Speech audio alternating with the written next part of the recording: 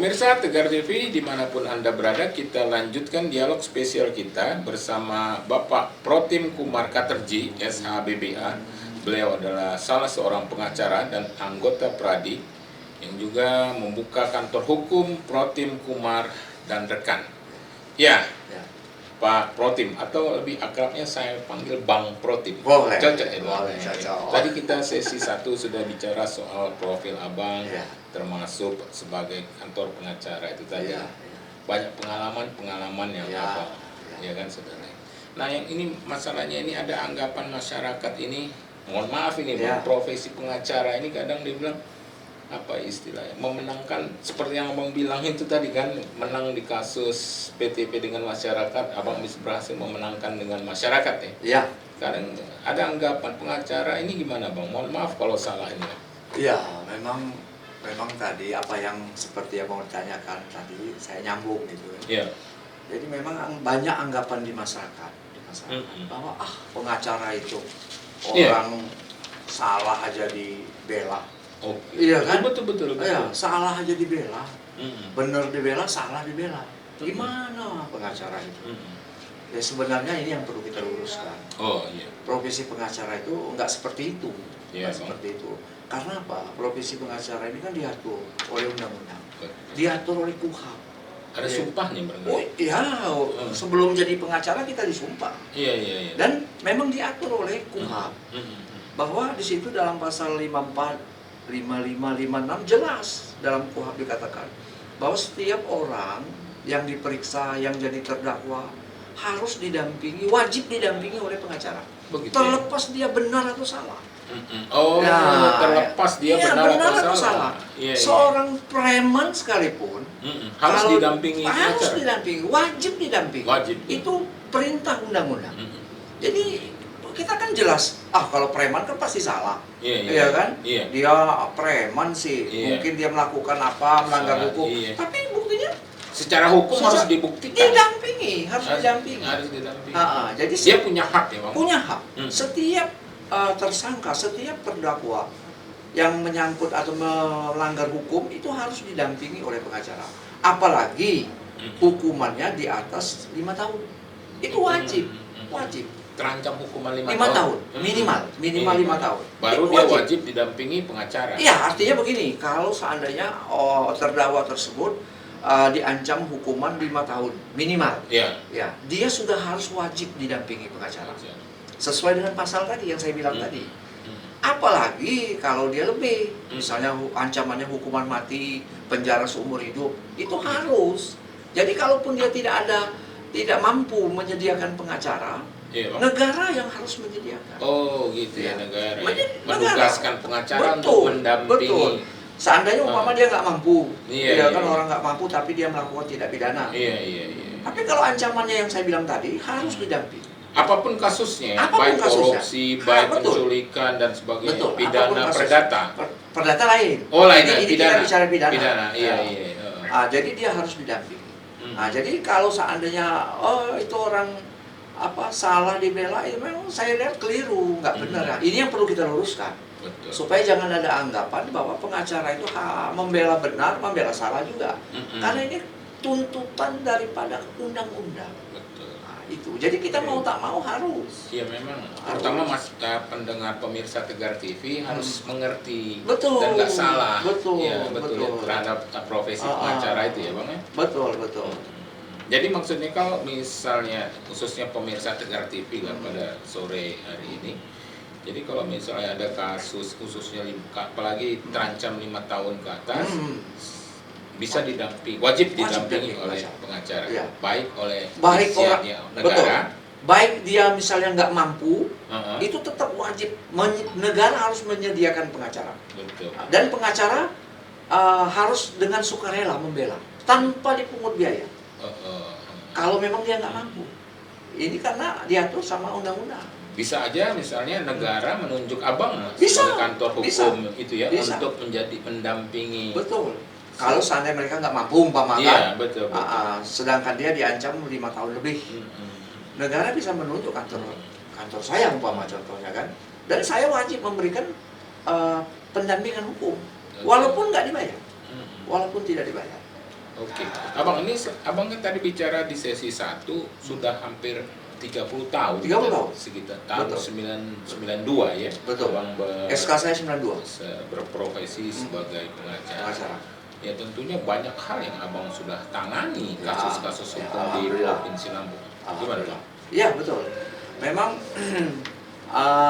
kalau kita bicara masalah lamanya jadi pengacara, tentu orang tersebut sudah bermacam-macam ya menangani kasus, baik itu perdata, pidana, ya kan.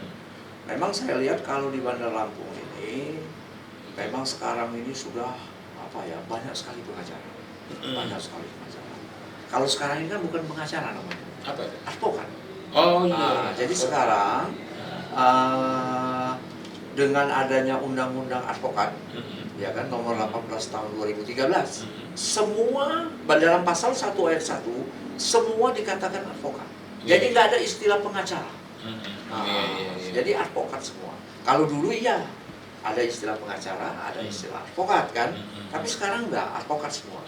Nah, jadi saya kembali tadi bahwa di Bandar Lampung, di Lampung ini, saya lihat udah banyak sekali advokat. Banyak sekali advokat. Mungkin bisa 500-an. 500-an advokat.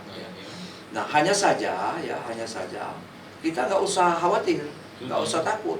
Karena apa? Yang kita jual kan kepercayaan, jasa, jati diri. Iya kan? Jadi nggak usah kita takut mentang-mentang pengacara banyak, kita jadi minder. Nggak perlu.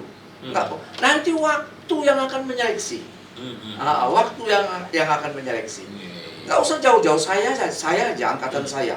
Angkatan saya dulu, angkatan saya loh ya, ada 15 orang yang jadi pengacara waktu itu. Sekarang tinggal 4 orang. Jadi waktu yang menyeleksi, mereka mundur. Saya nggak tahu. Saya nggak tahu sebabnya. Apa karena memang mereka sudah jadi bupati, jadi anggota dewan. Ya ada juga, ada juga yang nganggur. Yang artinya walaupun dia nggak jadi pengacara atau advokat, ya dia nggak ada kerja apa-apa. Atau jadi pengusaha barangkali. Bisa jadi juga ada. Jadi kita nggak perlu khawatir walaupun pengacara banyak, tapi waktu yang akan menentukan, orang yang akan menyeleksi, iya kan? Tentang masalah kita, tentang kita. Yang penting kita tunjukkan kredibilitas kita. Kita tunjukkan bahwa kita bisa mampu mengemban profesi pengacara atau profesi advokat. Itu saja. Buktinya saya dari 92 sampai sekarang ya beginilah, masih jadi advokat. Dan saya pikir saya ya nggak terlalu kurang dengan orang. Karena saya betul-betul menekuni masalah profesi ini.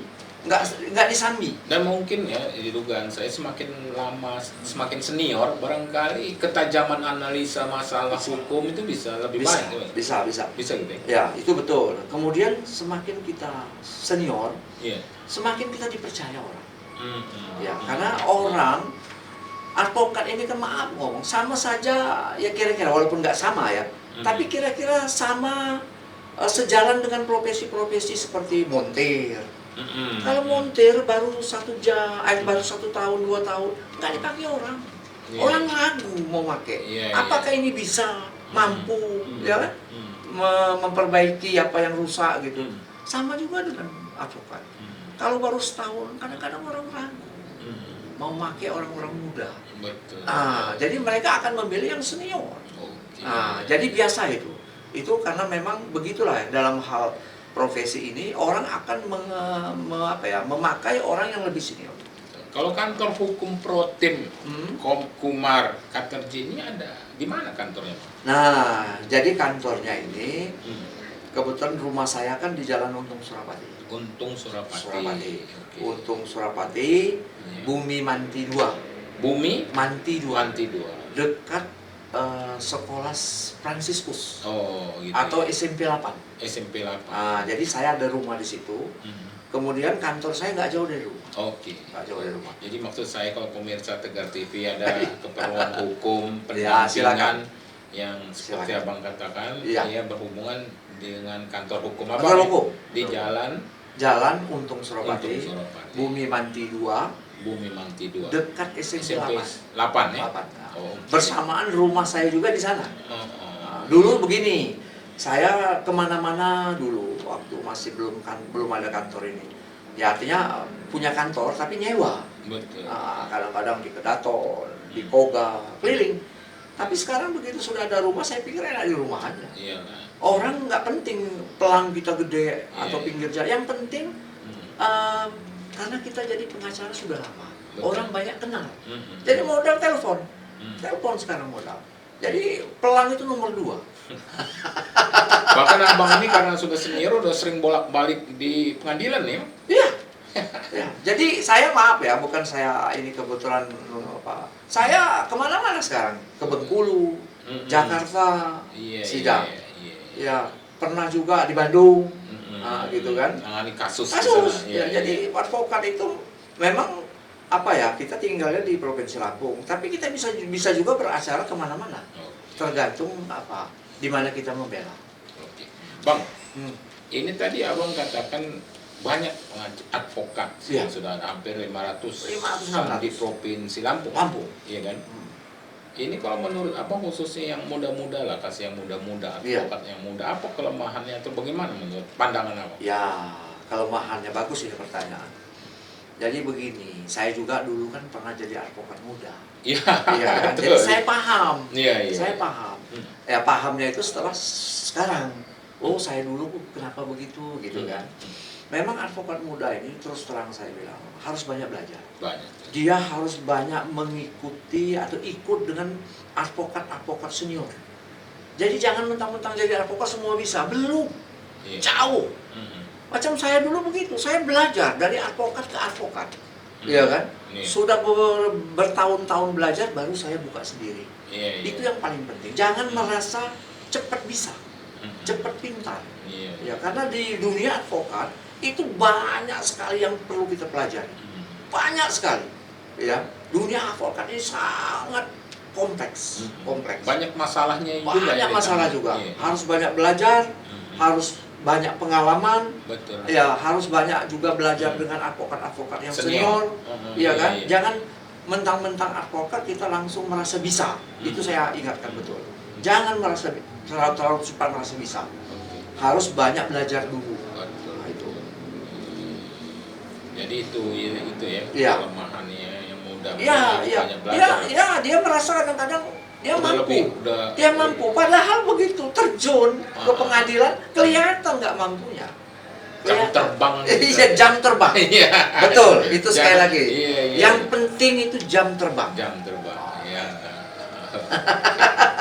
Bang, ini kan kalau mohon maaf karena saya awam juga di soal advokat ini. Cuman kalau saya lihat nasional itu advokatnya itu kan kayaknya senior dan dia ngetop juga itu. Iya kan? Itu apa? Karena kasus mereka yang menanganinya kasus internasional atau bagaimana, Bang? Oh ya. Jadi memang ya kita harus akui ruang lingkup kalau untuk Lampung ya tentu nggak seperti ruang lingkup Jakarta. Kalau Jakarta memang dia tinggal di Jakarta, tentu peluang-peluang untuk menangani perkara-perkara besar, bahkan perkara antar negara itu lebih besar. Karena perusahaan-perusahaan asing itu kan banyak di Jakarta. Kantor pusatnya. Jadi kalau mau sukses, ya tentu saya bilang lebih saya anjurkan pengacara itu domisilinya harus di kota-kota besar. Bertarung di kota besar. Kalau jadi pengacara mau sukses, kita tinggalnya di kampung. Waduh, saya pikir nggak ada kemajuan. Iya betul. Bertarung di Jakarta. Insya Allah ya. Dan percaya diri. Betul. Sudah itu satu lagi saya perlu ingatkan. Jadi pengacara ini haruslah, ini kan officium nobile. Apa itu, Bang? Officium nobile itu artinya pengacara yang terhormat, ya kan? Jadi harus diberlakukan secara terhormat. Jangan suka nipu, jangan suka bohongin klien, ya kan? Betul. Jangan suka ngomong sana lain, ngomong kesini lain. Hilang dong officium nobile-nya kan? Nggak terhormat jadinya. Apalagi sampai masuk penjara, advokat masuk penjara, advokat ketahuan membohongi klien kan. Itu yang saya jadi advokat jujur. Rezeki itu nggak ketukar. Rezeki itu nggak akan ketukar. Iya. Jadi jangan karena ngejar rezeki kita laju menghalalkan segala cara. Nah ini yang jangan. Iya. Biarlah ngalir seperti air mengalir. Nggak usah takut. Ada yang ngatur. Menarik. Ya, memang ya pemirsa Tegar TV khususnya yang berprofesi sebagai pengacara junior lah dalam hal ini yang harus ya mengetahui atau mengerti apa yang abang katakan tadi bahwa jangan jadi pengacara yang nakal gitu ya bang. Oke. Ya bang Protim Komar, kita lanjutkan pada sesi berikutnya ya bang, karena ini menarik, ini nanti kita akan bahas lagi soal sepak terjang pengacara.